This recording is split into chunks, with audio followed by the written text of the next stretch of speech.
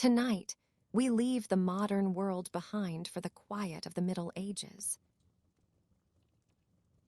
Close your eyes and listen. You are back in time, safe and warm. Let the story begin. The air in the clearing is thick and heavy, laden with the scent of smoldering oak and the damp, sweet musk of decaying leaves. You stand perfectly still, your feet planted firmly in the soft, dark loam of the forest floor, feeling the weight of the long iron rod in your hand. The world around you has narrowed to the circular boundary of this glade, a space defined by the towering presence of the charcoal mound that sits at its center like a sleeping earthen giant. This is the hearth of the forest, and for 7 days and 7 nights, it is the only world you will know. The mound is a great, rounded dome, carefully constructed from tiers of stacked hardwood billets, every gap filled with smaller branches, and the whole structure draped in a thick skin of turf and clay. It does not flame. It only breathes, exhaling a thin, translucent ribbon of blue-gray smoke that curls lazily upward into the dense canopy of the oaks.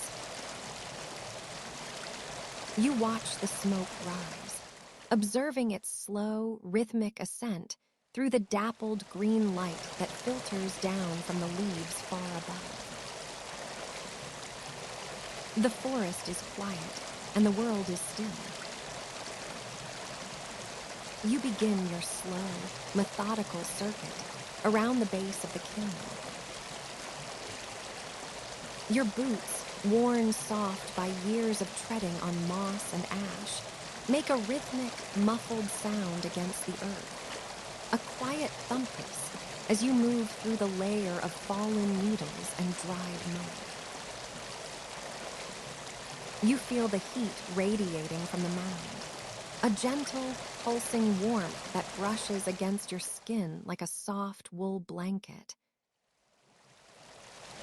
It is a dry, steady heat, different from the sharp bite of an open fire. As you walk, you lean forward slightly, your eyes scanning every inch of the clay-caked surface for the slightest sign of a crack or a breach. If the air enters too quickly, the wood will turn to ash. If it is too stifled, the fire will die. Your movements are practiced and glacial, governed by the slow logic of the transformation taking place within the earth. You stop at a small ventilation hole near the base, your iron rod clicking softly against a stone as you adjust the opening by a mere fraction of an inch. The sound is sharp and clear in the silence of the woods, echoing faintly before being swallowed by the vast, mossy stillness. The smell of the smoke is everywhere, a permanent companion that has settled into the very fibers of your rough wool tunic and the deep creases of your skin. It is a complex scent, part sharp tannin from the oak bark, part sweet sap, and part the earthy richness of the scorched turf. It is a comforting smell, the scent of slow work and deep time. Your hands are stained a permanent, matte black, the fine charcoal dust having worked its way into every pore and under every fingernail. You look down at them, watching how the sunlight catches the texture of the soot, turning your skin into a landscape of dark velvet. You wipe a smudge of clay onto your thigh, the fabric of your trousers stiff with dried mud and wood ash. There is no rush here, There is only the steady, patient observation of the mound's internal life. The world is quiet, and you are safe within the circle of the trees. You hear the muffled, internal sounds of the kiln below, resonant hiss, like the sound of a distant sea, punctuated by the occasional soft pop or crackle as a log settles deep within the heart of the mound. These sounds are subtle, requiring a focused, meditative attention to hear. You stand for a long moment, your head tilted, listening to the vibration of the heat. It is a language you understand perfectly. The hiss tells you the moisture is leaving the wood. The settling tells you the volume is shrinking as the oak transforms into carbon. You reach out a hand, not touching the mound, but holding your palm a few inches from the surface, feeling the invisible columns of warmth. The air here is shimmering, a gentle distortion that makes the mossy bark of the surrounding trees seem to waver and flow. You take a deep, slow breath, tasting the dry, toasted air, and you feel the stillness of the forest settling into your bones. The light in the clearing is a soft, filtered green, shifting slowly as the sun moves behind the thick screen of the oak canopy. The shadows of the branches stretch and retreat across the surface of the mound, creating a moving tapestry of light and dark. You watch a small beetle crawl slowly over a mossy log near your feet, its iridescent shell gleaming for a moment before it disappears into a crevice of bark. Everything in the forest moves at this same unhurried pace. To your left, your small Linta shelter leans against the trunk of an ancient, gnarled tree. It is a simple construction of branches and bark, lined with a thick bed of dry ferns and straw. You know that soon you will crawl inside for a few hours of shallow, watchful sleep. But for now, you remain standing, a silent sentinel in the cooling afternoon. The iron rod is a heavy, grounding weight in your grip, a tool that connects you to the earth and the fire. You move to the other side of the mound, where the ground is slightly higher. Here, you can see the way the smoke drifts through the higher branches, becoming a thin, ethereal mist that softens the outlines of the leaves. You pick up a wooden shovel, its handle smoothed by years of use, and begin to scrape a small pile of loose earth over a spot where the smoke seems a bit too thick. The sound of the shovel is a soft, rasping scrape, a rhythmic and soothing noise that fills the small space of the clearing. You work slowly, your muscles moving with a fluid, effortless grace born of long repetition. Each shovelful of earth is placed with deliberate care, sealing the mound and ensuring the heat remains trapped within.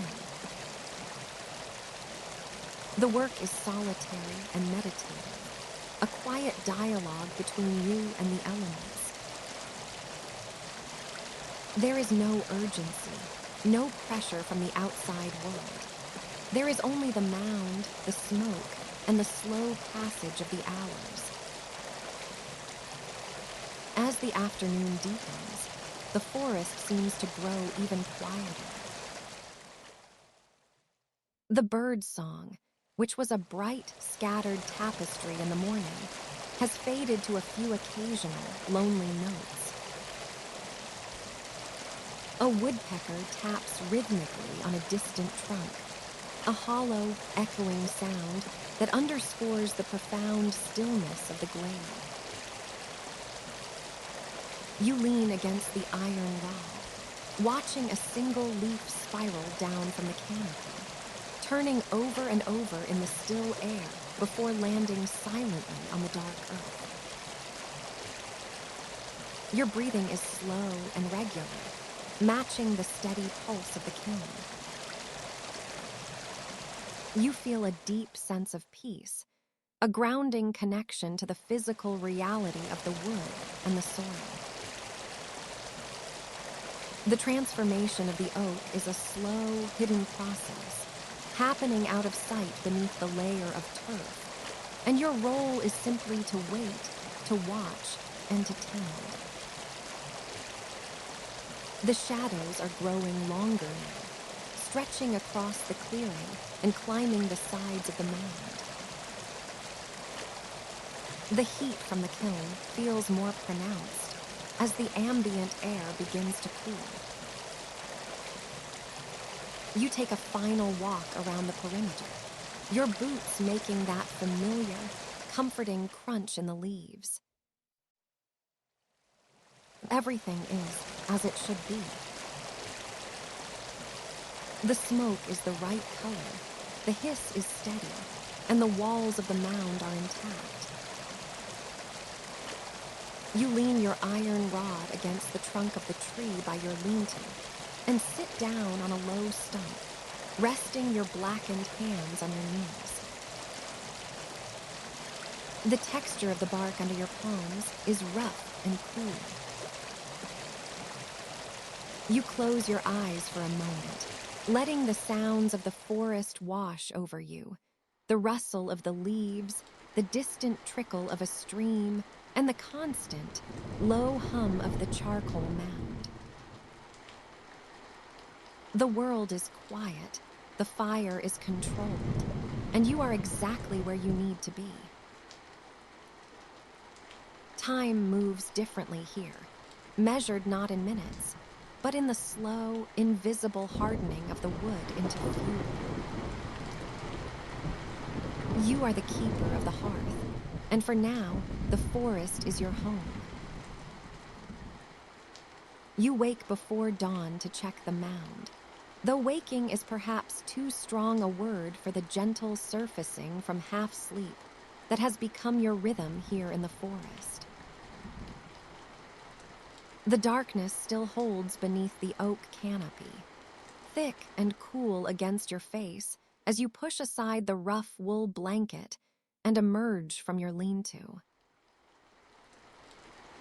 Your hands find the iron rod by memory, its surface cold and slightly damp with night moisture, and you begin your circuit around the earthen dome that dominates the clearing. The world is quiet. The world is contained within this circle of packed earth and smoking turf. Your boots make soft impressions in the carpet of fallen leaves as you move clockwise around the mound, always clockwise, though you cannot quite remember who taught you this or why it matters. The kiln rises before you like a sleeping beast, perhaps 12 feet across at its base, tapering upward to a flattened crown where the smoke escapes in lazy, purposeful streams. You have built it carefully over 2 full days stacking cordwood in a precise dome, covering it with turf and clay-rich earth, leaving ventilation holes at deliberate intervals around the base. Now it breathes with its own rhythm, a long, slow exhalation that will continue for 7 days and nights. Your world has narrowed to this circumference, this patient transformation of oak into fuel. The air smells of smoke and damp bark, and the particular sweetness of wood giving up its essence. You place your palm against the earthen wall, feeling the heat radiating through the clay-caked surface. Not too hot here, not yet. The temperature must remain steady, controlled, neither rushing toward flame nor cooling into failure. You have done this work since you were a boy, learning from your father who learned from his father, and your hands know the language of heat through earth. You move 3 paces further along the circle. Here the surface feels warmer, and you crouch down to examine the lower ventilation holes, studying how the air draws inward with a faint whisper. The sound is constant, this low hissing that has become the backdrop to all your thoughts, punctuated occasionally by a muffled crack or pop from deep within the mound where wood collapses into its new form. The sky begins to pale between the branches overhead, filtering down in thin shafts of greenish light that catch the smoke and make it visible, substantial, a twisting pillar that rises and disperses among the leaves. You complete your circuit and return to the linta for a piece of dark bread and a long drink from your water skin. The bread is dense and slightly stale, and you chew it slowly, methodically, tasting the grain and the faint sourness of the leaven. Your clothes smell so thoroughly of wood smoke that you can no longer distinguish the scent.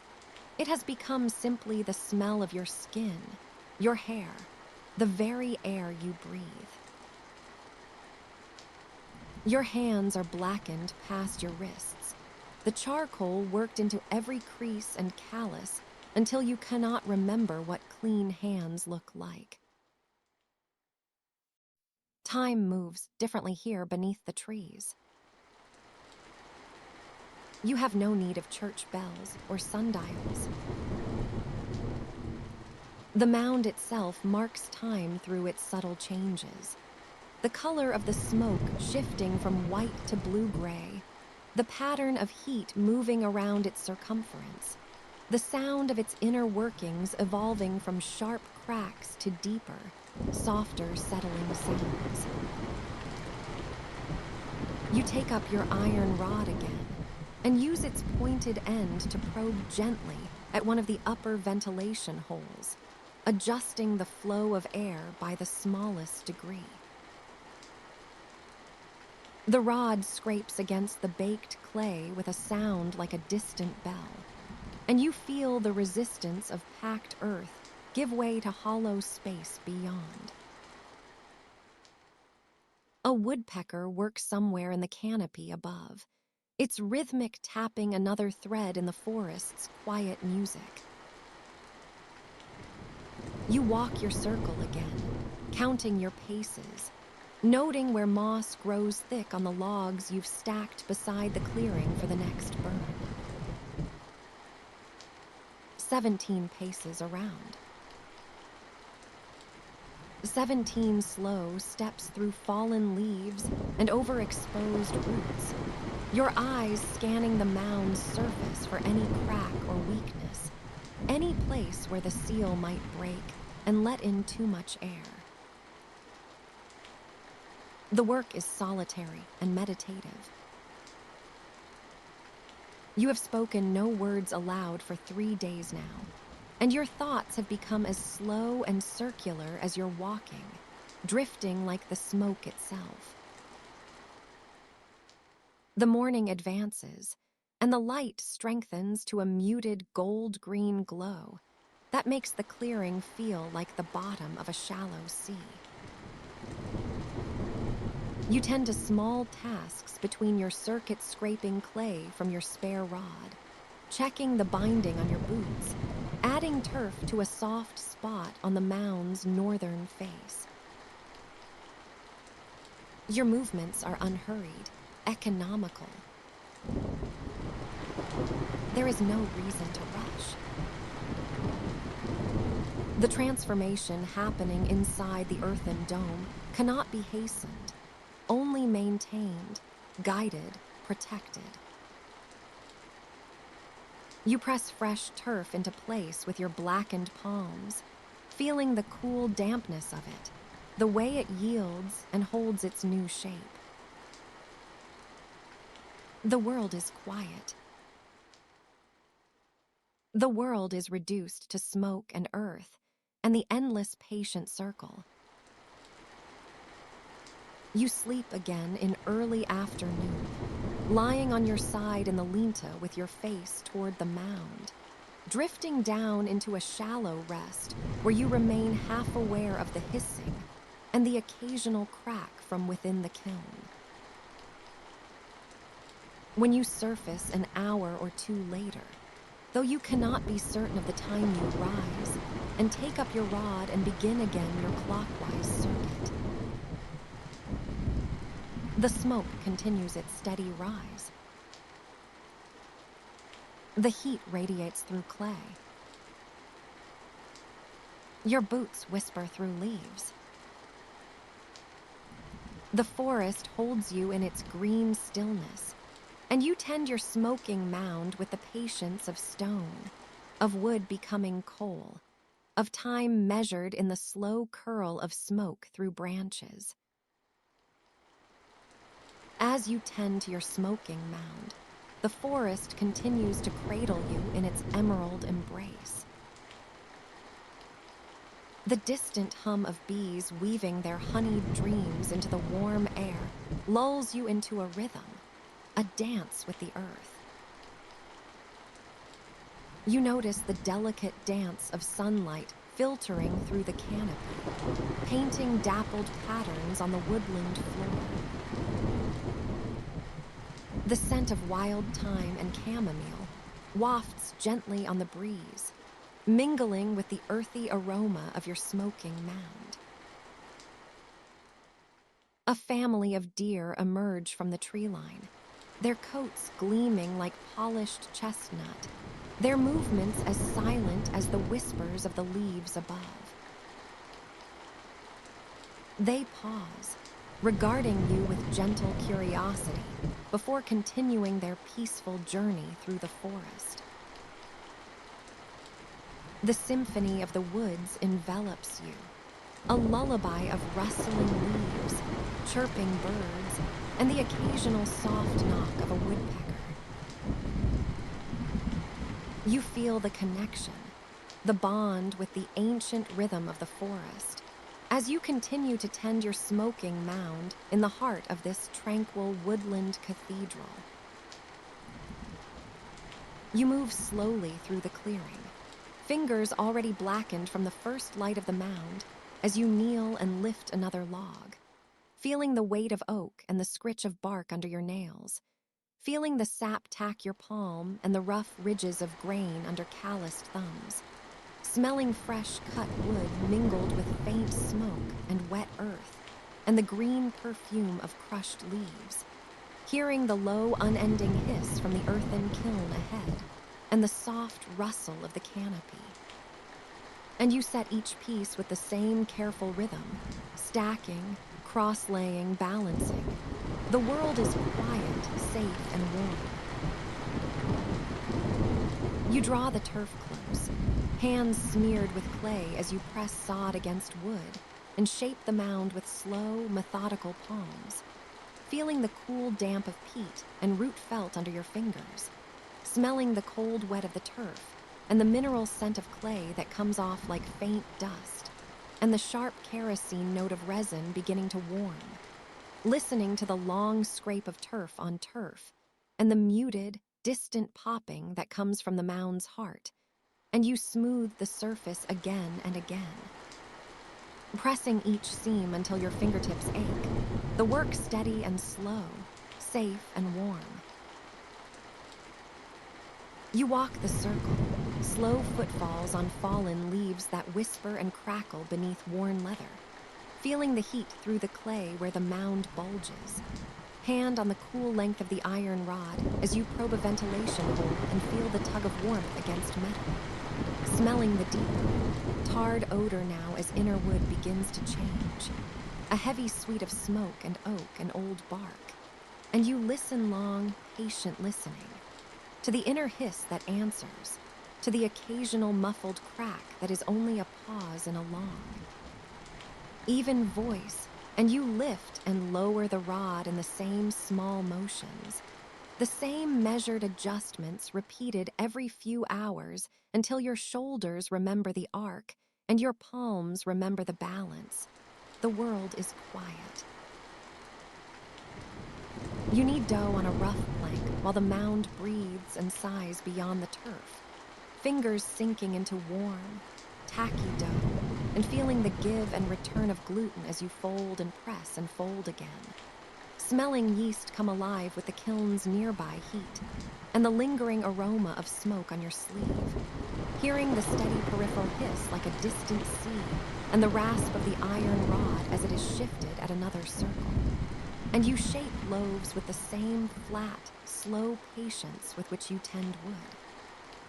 Tucking and smoothing and leaving them to rise in the sheltered warmth until the yeast breathes out tiny bubbles, and the skin of the loaves feels taut beneath your palm. The work ritual, slow, the world is quiet. You sit beneath the lean-to and spin a length of wool with hands blackened at the edges from handling turf and kiln, thumb and forefinger pinching and drawing the fiber into a fine, long strand, feeling the wool's lanolin softness against callus and cuticle, and the occasional snag where bark bristles catch the fiber, smelling the sheep-sweet oil overlaid with smoke, and the faint moss scent from the logs propping the shelter. And at the same time, you listen to the forest's small orchestra woodpecker taps a slow metronome, a stream far off in its constant whisper, leaves sighing with a gentle breeze, while the wool falls into tidy coils, and you wind skein upon skein, each turn a slow repetition, safe and warm.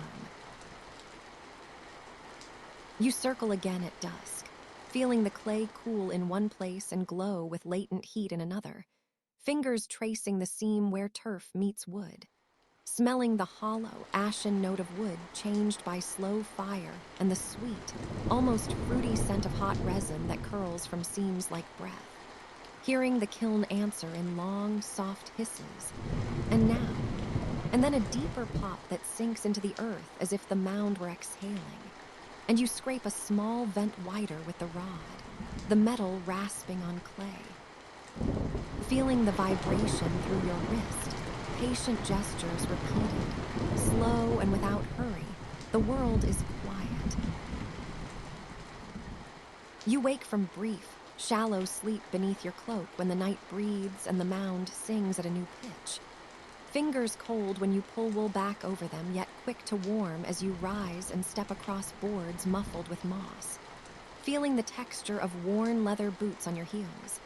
Smelling the night's damp and the constant presence of wood smoke that clings to fabric and hair. And you work by lantern light that casts a small circle on turf and clay, smoothing a loose seam, closing a little gap. Hearing the steady, endless hiss like rain on a far roof, and the nearby click of a settling log. Your hands blackened and steady, safe and warm. You mend a bowl with pitch and strip a small tool with a flint, hands smelling of tar and iron, as you rub the edge smooth and feel the grain yield under scraper and thumb. The texture of workplane would familiar under your hand like the back of your own wrist. Smelling the hot pitch and the cold iron and the lingering smoke from the mound. And as you file and press, you hear the soft accompaniment of birdsong that stutters through the canopy and the wind that moves branches in a patient, slow rhythm. Every small task a practice of the same deliberate motion. The world is quiet. You watch the smoke curl up through the branches in long, gray-blue ribbons when light wanes, fingertips picking at the baked clay on your nails, feeling grit under skin and the slight tack of carbon where soot sticks, smelling the deep, clean burn of oak turning to coal and the faint, sweet undercurrent of moss and wet leaf, hearing the kiln's inner voice, the steady hiss and occasional settling pop that comes like an answered breath. And you pace the slow ring that your days have become, circling and pausing, marking the slow conversion of wood to blackened coal with motions as old as the forest around you. Safe and warm, safe and warm. You measure the passage of 7 days in the same small acts, stacking and covering and smoothing, opening and closing tiny vents, kneading and spinning and mending by the kiln's patient heat, feeling the soil under your knees and the pull of rope in your palms, and the roughness of leather at your heels, smelling smoke that has seeped into every fold and the wet, green tang of the woods, hearing the hush of the kiln and the cup of the earth, the drip of an occasional raindrop on shelter, and a far stream's constant whisper. And when you finally press your palms once more to the mound's cooled side, you taste smoke in the hollows of your mouth, gaze along fingers still blackened, and you fold your hands back to your cloak and listen to the long, small sounds that keep you company. The world is quiet. The world is quiet. You are here, in the green breath of the forest, and the world is quiet. Your feet find their familiar path, the one worn into the moss and leaf litter around the great, silent mound. It is the 4th day of the burn. The mound, your patient and demanding companion, sits in the center of the clearing like a sleeping beast, its flanks of earth and clay giving off a constant, dry heat.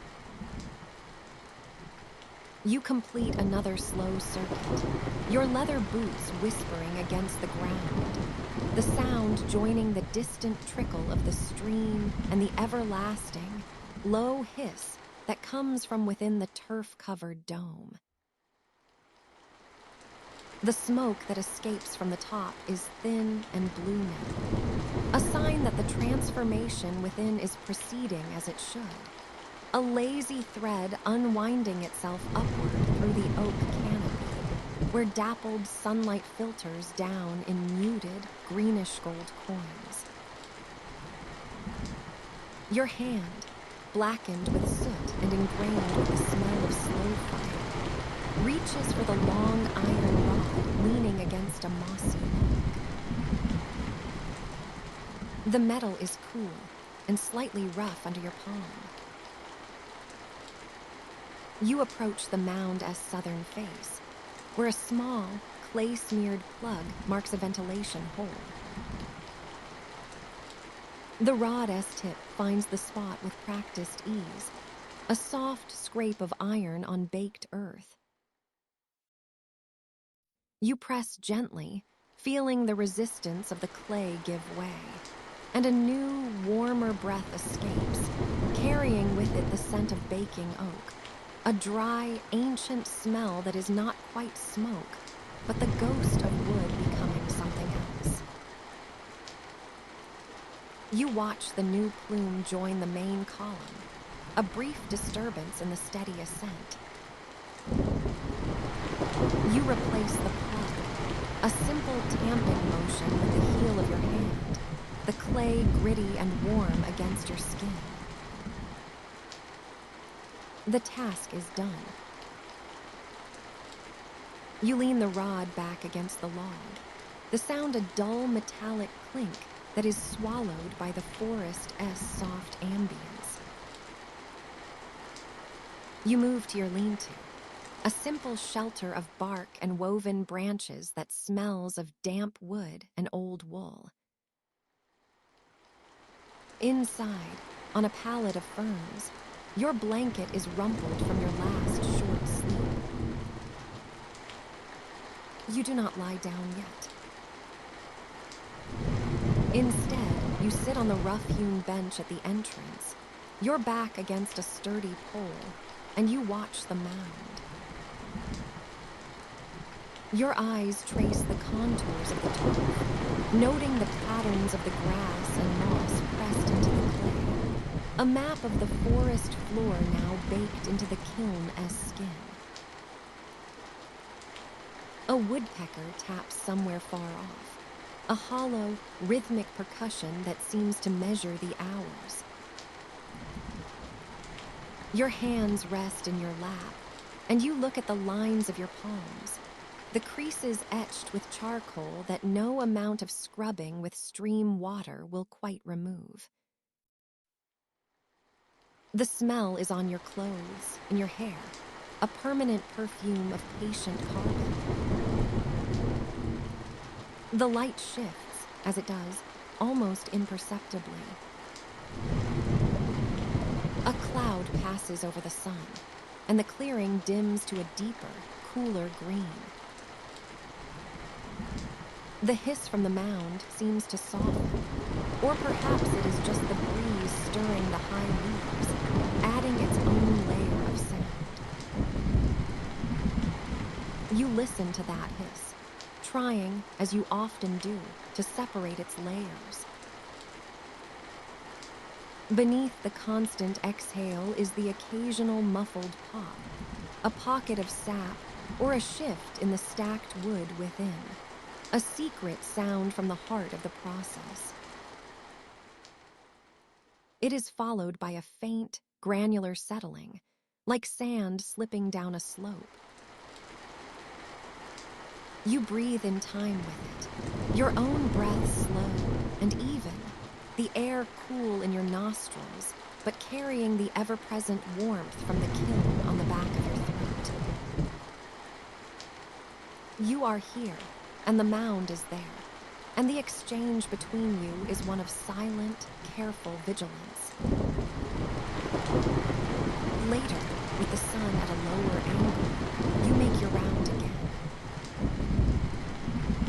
The footsteps are the same, the circle is the same, the feeling of the earth underfoot is the same. You check the western face, then the northern, using the iron rod to adjust another plug by a fraction. The heat radiating from the clay is a palpable force, a dry wall that pushes against the skin of your face and hands as you lean close. You can feel it through the soles of your boots. You place a palm flat against the earthen wall, holding it there for a long moment, reading the temperature like a language. It is steady, deep, and even. A good burn. You withdraw your hand, the heat lingering on your skin, and you wipe the fine, dry clay dust on the leg of your trousers, a familiar, automatic gesture. The evening arrives not with a sunset, for the forest canopy hides it, but with a deepening of the shadows and a cooling of the air that makes the mound's warmth more distinct. You eat a simple meal of hard bread and cheese, the tastes plain and grounding, and you drink water from your leather flask that tastes of the cold stream. The sounds of the day birds fade, replaced by the softer rustlings of creatures in the underbrush. You bank your small, separate fire near the lean-to. The brief crackle of fresh twigs a sharp contrast to the mound's eternal sound. The smoke from your fire is white and fleeting, quickly lost, while the kiln's blue thread continues, unwavering into the darkening sky. You take your final watch of the waking day, standing at the edge of the clearing. The mound is a darker shape against the gloom, its base glowing faintly orange at the ventilation holes, like drowsy eyes. The hissing is the loudest sound in the world now, a soft, cosmic static. You feel the fatigue in your shoulders, a pleasant heaviness. Your world has shrunk to this clearing, to this circle of packed earth, to the smell of baking oak and damp moss. Time is the gradual deepening of the charcoal bed within, the slow consumption of air, the steady loss of the wood-s volatile spirit as smoke. Nothing happens. The forest breathes around you. The mound breathes before you. You breathe with them.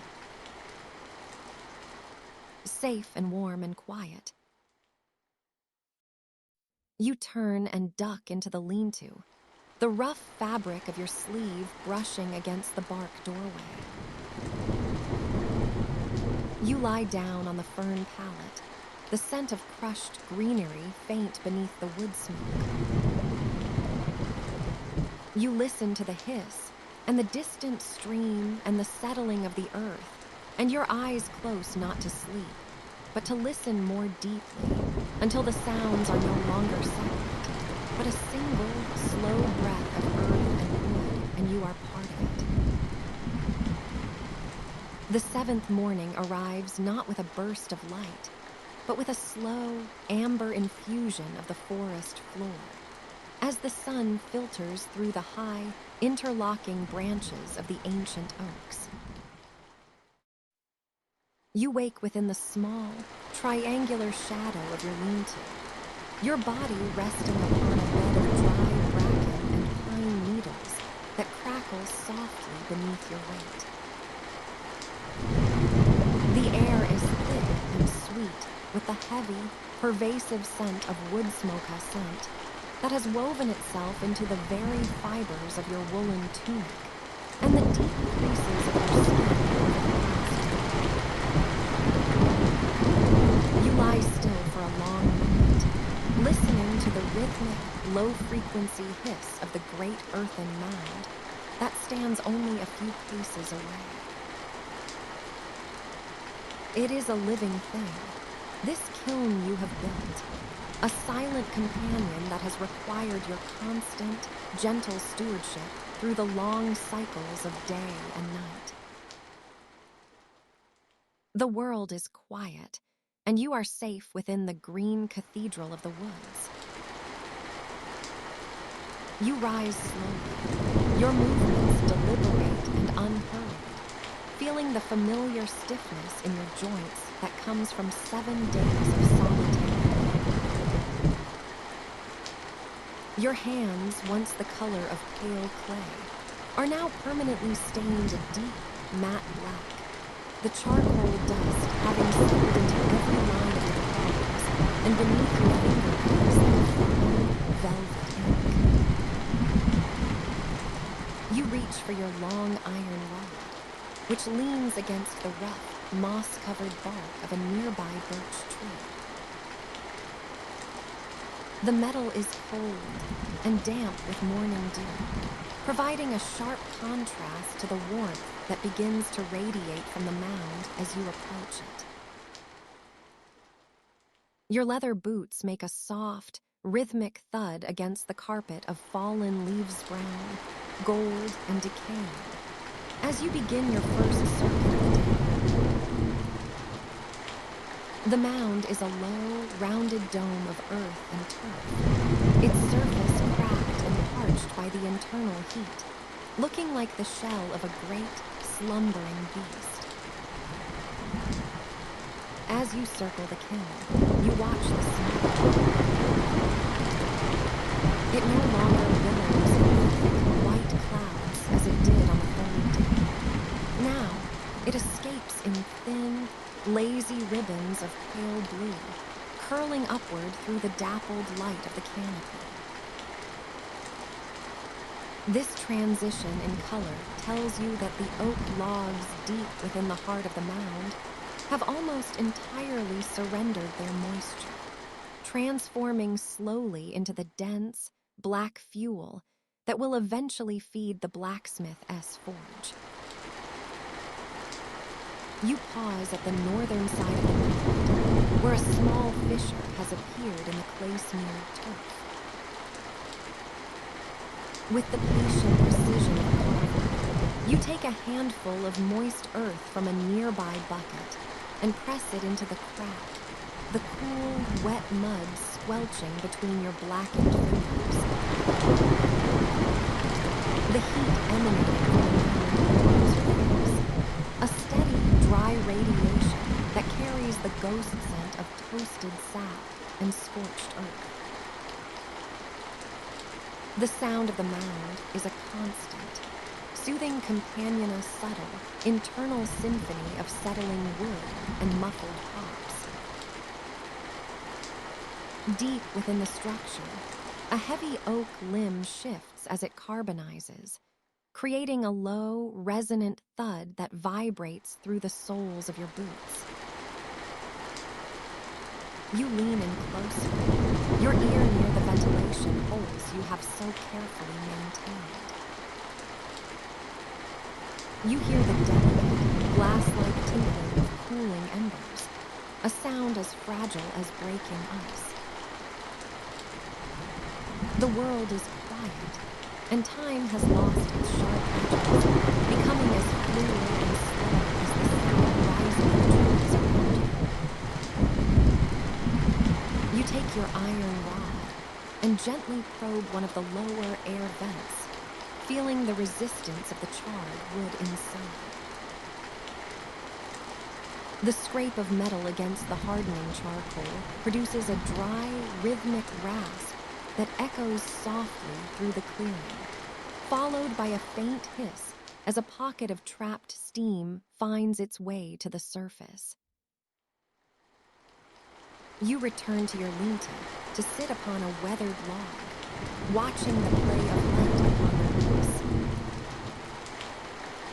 The forest is a study in green and brown, with the occasional flash of a woodpecker-s red crest as it taps rhythmically against a distant trunk. The tapping is a steady, percussive heartbeat, grounding you in the stillness of the afternoon.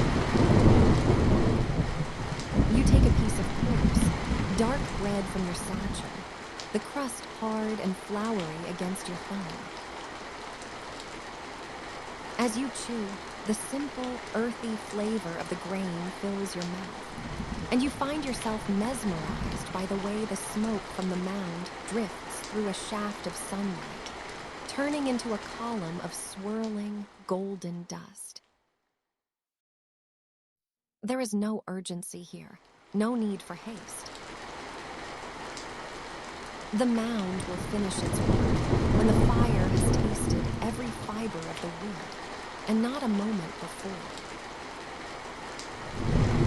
You are merely the witness to this slow, elemental change. The afternoon stretches out, measured by the lengthening shadows of the oaks and the gradual cooling of the air. You perform another circuit, your iron rod clicking softly against the stones that ring the base of the kiln. You notice a small beetle, its back a shimmering iridescent green, crawling slowly over a patch of silver lichen on a nearby stump. You watch it for a long time, its tiny legs moving with a purpose that mirrors your own slow, steady, and unceasing. The smell of the forest floor-damp earth, decaying leaves, and the sharp tang of pine mingles with the constant, mellow aroma of the charcoal. It is a scent that speaks of antiquity, of a process that has remained unchanged for 1,000 years. The world is quiet, and the mound is settling further into itself.